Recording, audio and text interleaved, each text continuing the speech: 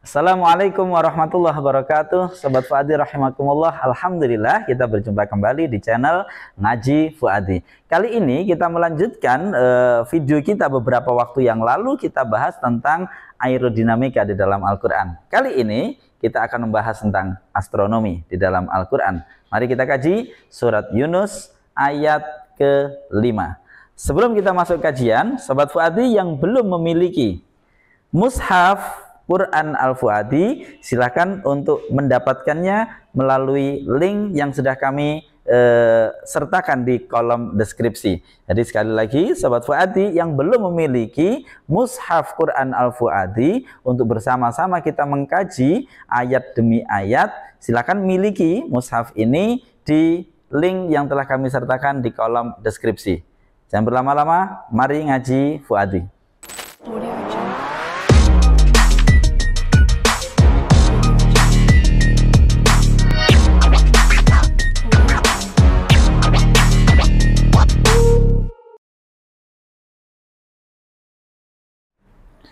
A'udzubillahi minasyaitonirrajim. Bismillahirrahmanirrahim. Surat Yunus ayat ke-5. Huwallazi ja'ala syamsa diya'an wal qamara nura wa qaddarahu manazila lita'lamu 'adada sinina wal hisab. Ma khalaqallahu dzalika illa bil haqq yufassilul ayati liqaumin ya'lamun. Huwa, bahwa dia, ini adalah merujuk kepada ayat sebelumnya yang membahas tentang Allah. Dzalikumullahu rabbukum fa'buduh. Itulah Allah Tuhan kalian yang seharusnya kalian menyembahnya. Nah, lalu di ayat ini menjelaskan tentang siapa sih Allah itu dari sisi yang lain.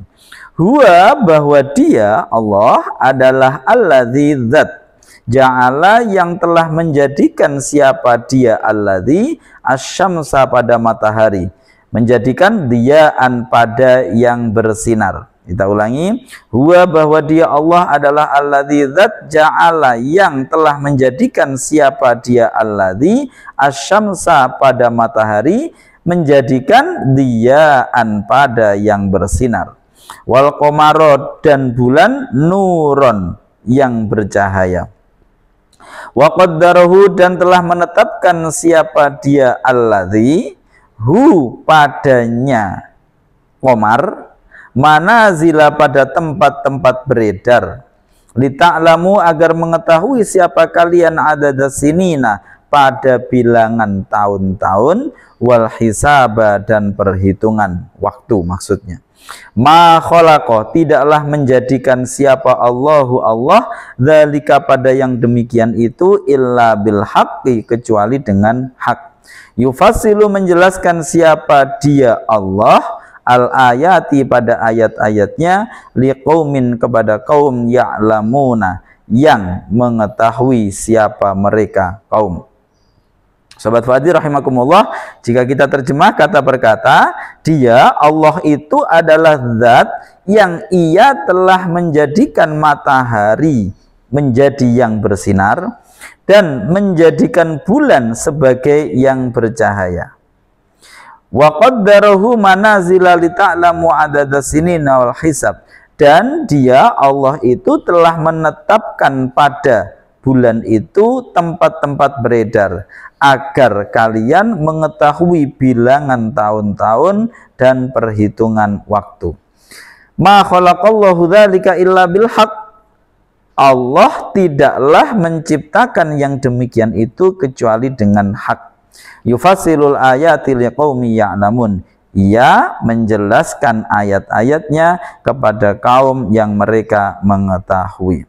Baik, Sobat Fuadi rahimakumullah, kita bahas kata per kata sedikit saja, langsung kepada makna yang ingin kita dapatkan.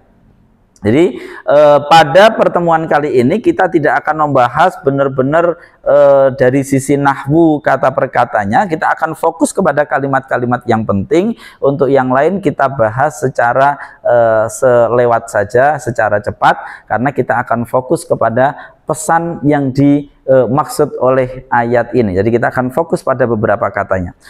Berarti kan kita sampaikan, Huwa ini adalah isim dhamir, ya, berkedudukan sebagai mubtada, merujuk kepada Allah. Huwa dia, alladzi adalah khobar tapi dia berupa isim mausul mabni, maka khobarnya di sini dia hanya dalam mahal saja rofaknya, ya, karena isim mausul mabni. Ingat, isim mausul itu belum jelas. Alladzi zat, yang bagaimana? Ini dijelaskan oleh silah setelahnya. Ja'ala syamsa diya'an, zat yang ia, ingat, di dalam isim mausul, di dalam silahnya isim mausul harus ada dhamir yang kembali kepada isim mausul, disebut sebagai silah. Oleh karena itu di sini kita kembalikan dhamirnya kepada alladzi. Ini disebut sebagai aid, maaf ya, disebut sebagai aid, dhamir yang kembali kepada isim mausul. Ja'ala syamsa diya'an, Allah itu adalah zat yang ia telah menjadikan langit sebagai yang bercahaya. Ja'ala fi'il madhi mabni fathah karena tidak bersambung dengan dhamir rafa' mutaharik maupun wawu jamak. Fi'il butuh pada fa'il, fa'ilnya berupa dhamir mustatir kembali kepada isim mausul, disebut juga aid. Fi'il ja'ala ini muta'addi kepada dua maf'ul. Maf'ul yang pertama asyamsa, maf'ul yang kedua diya'an. Sama-sama harus nasab, tanda nasabnya sama-sama menggunakan fathah, syamsa dan diya'an sama-sama menggunakan fathah karena isim mufrad. Wal qamara nuron, qamara ini diatofkan kepada syamsa, maf'ul yang pertama. Nuron diatofkan kepada maf'ul yang kedua, diya'an. Berarti kalimat sebenarnya kalau dipanjangkan, huwallazi ja'ala syamsa diya'an wa ja'alal qamara nuron, dan dia adalah zat yang menjadikan bulan sebagai yang bercahaya. Perhatikan, di sini ada dua hal yang menarik. Yang pertama, Allah menyebut huwallazi khalaqas syamsa diya'an. Baik, syamsa disebut sebagai diya'an. Kemudian al-qamara disebut sebagai nuron. Perhatikan, ini adalah kalimat yang diatofkan. Maaf, ini kok keliru, khalaqa, ja'ala.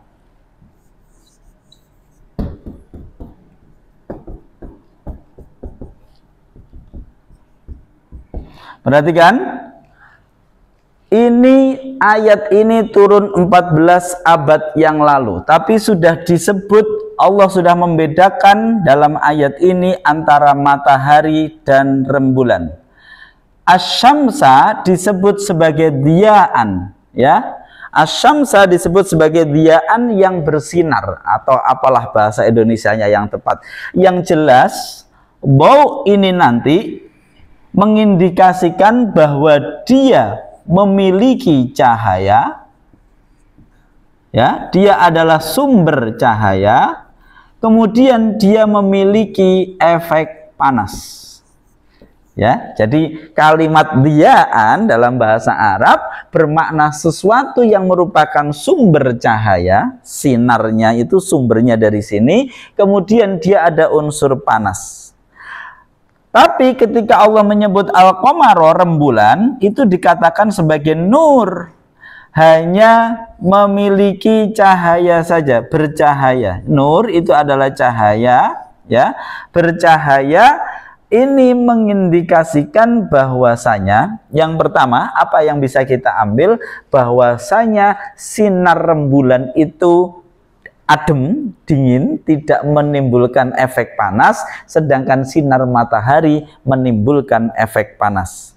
Kemudian yang kedua, bahwa matahari sudah disebut sebagai sumber cahaya, sedangkan bulan kita tahu dikonfirmasi oleh sains modern, bulan sebagai bukan sumber cahaya, tapi hanya memantulkan dari cahaya matahari. Lah, menarik sekali pada ayat ini yang 14 abad yang lalu, di mana waktu itu manusia masih meyakini bumi itu bulat, bumi itu datar. Pada waktu itu manusia masih meyakini bumi itu datar, matahari mengelilingi bumi, begitu pula rembulan ya menebarkan cahayanya.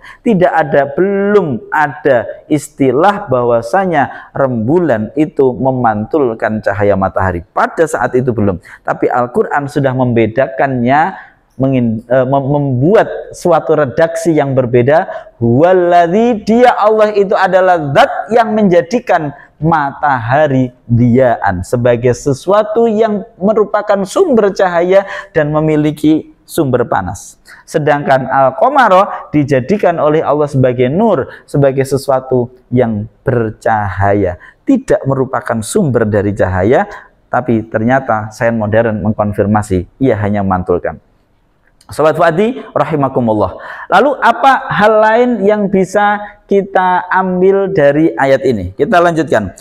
Wa qaddarahu, dan telah menetapkan siapa dia alladzi hu padanya qamar, dan Allah atau dia telah menetapkan. Nah, di sini dhamir hu sebenarnya secara bahasa bisa merujuk langsung mufrad, berarti kepada mufrad al-qamar, bisa juga merujuk kepada dua-duanya, yaitu asyams wal qamar. Mengapa? Karena Al-Qur'an termasuk punya tradisi menggunakan kalimat mufrad itu merujuk kepada yang tasniyah itu juga bisa, karena tasniyah tersebut adalah sesuatu yang berpasangan. Baik, kita lanjut, tapi di sini kita menggunakan yang merujuk kepada al-qamar saja. Wa qaddarahu, dan dia telah menetapkan bulan itu manazila, pada tempat-tempat beredar. Perhatikan, pada saat itu ini Al-Qur'an sudah membahas tentang bahwasanya bulan itu memiliki tempat-tempat beredar yang ditetapkan. Fungsinya untuk apa? Lita'lamu, agar mengetahui siapa kalian, adadasinina, pada bilangan-bilangan tahun, agar kalian mengetahui bilangan-bilangan tahun, wal hisaba, dan perhitungan. Menarik sekali Sobat Fuadi rahimakumullah, bahwa di dalam ayat ini Allah jelas sekali menyampaikan secara luar biasa ya, bahwasanya peredaran bulan yang mengelilingi bumi pada tempat-tempat yang tetap setiap bulannya, sehingga kita tahu bulan Hijriyah itu adalah satu-satunya bentuk perhitungan bulan yang cocok dengan fenomena alam yang nampak oleh mata awam. Misalkan sekarang kita ambil peradaban manusia punah, misalkan orang tidak tahu lagi ini bulan Januari, Februari, Maret atau April.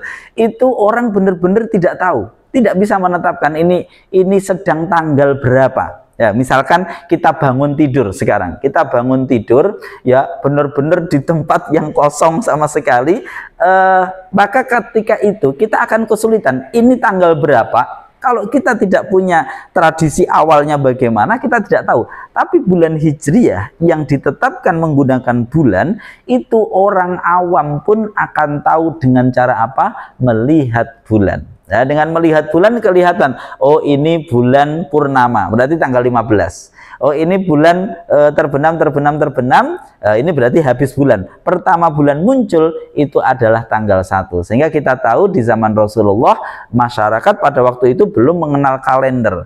Ya, hanya membuat hari demi hari itu dijalani hanya dengan cara melihat fenomena yang terjadi pada bulan. Pertanyaannya, siapa yang menetapkan bulan itu hari demi hari, setiap bulan berjalan sangat teratur. Satu perjalanan bulan 29 hari, sekian jam.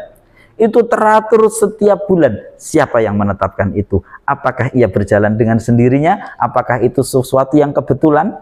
Pertanyaannya di sini muncul. Allah menyebut itu ditetapkan lita'lamu adadasinina wal hisab. Itu ditetapkan agar kalian mengetahui perhitungan tahun-tahun, wal hisabah, dan perhitungan waktu. Dari sini kemudian kita tahu perhitungan waktu, kemudian dihitung oleh manusia satu harinya sekian, bumi berotasi sekian, dan seterusnya. Ini yang saya maksud sebagai kemukjizatan Al-Quran yang dikonfirmasi. Apa yang dibahas oleh Al-Quran 14 abad yang lalu dikonfirmasi kebenarannya oleh sains modern. Ini adalah hal yang sangat cukup untuk membuat kita yakin bahwasanya Al-Quran ini benar-benar diturunkan oleh Sang Pencipta alam semesta yang mengetahui bagaimana alam ini dibuat. Oleh karena itu ayat berikutnya kita lihat, ma khalaqallahu dzalika illa bil haqq. Ma khalaqa, tidaklah menciptakan siapa Allah dzalika, pada yang demikian itu, illa bil haqqi, kecuali dengan hak. Di sini ada hal yang menarik, ya. Allah tidak mengatakan Allah menciptakan itu dengan hak, tidak. Tapi Allah membuat penekanan, di depan diberi ada nafi, kemudian ada isbat namanya. Jadi Allah tidak melakukan ini, Allah tidak menciptakan ini kecuali dengan hak. Sebenarnya kan bisa kita katakan datar saja, Allah menciptakan ini dengan hak. Tapi pada ayat ini ada penekanan, di depan diberi nafi, di belakang diberi isbat, ya, atau pengecualian. Tidaklah Allah menciptakan ini yang demikian itu kecuali dengan hak. Artinya apa? Ini semua bukan suatu kebetulan. Oleh karena itu, orang-orang yang benar-benar menerima kebenaran apa yang terjadi pada alam semesta ini cukup untuk bisa mengimani keberadaan Allah. Yufasilul ayati liqaumi ya'lamun. Allah menjelaskan ayatnya bagi kaum yang mereka mengetahui. Ya'lamuna di sini mengindikasikan keberadaan suatu kaum, suatu golongan manusia, menggunakan fi'il mudhari' ya'lamuna. Fi'il mudhari' maknanya sedang atau akan. Maknanya apa? Ada segolongan manusia yang akan terus memiliki rasa ingin tahu, ya, rasa ingin tahu terhadap fenomena-fenomena yang terjadi pada alam. Nah, Allah akan menampakkan ayat-ayatnya ini sehingga mereka, orang-orang yang terus-menerus mencari tahu, kemudian mengetahui, ya, oh ternyata begini, mereka kemudian kalau dengan sedikit saja penerimaan mereka akan bisa mengetahui ini adalah ma khalaqallahu dzalika illa bil haq. Kemudian dia akan mencari tahu siapa yang menetapkan ini semua, dan dari situ akan muncul hidayah sehingga orang-orang tersebut akan mendapatkan hidayah dan beriman.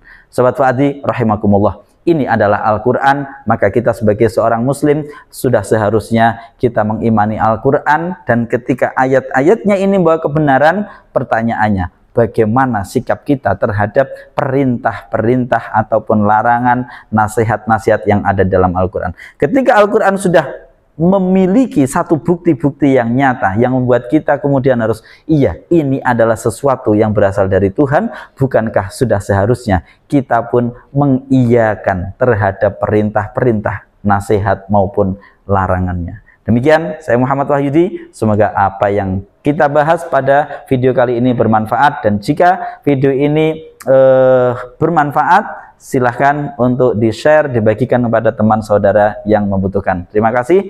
Assalamualaikum warahmatullahi wabarakatuh.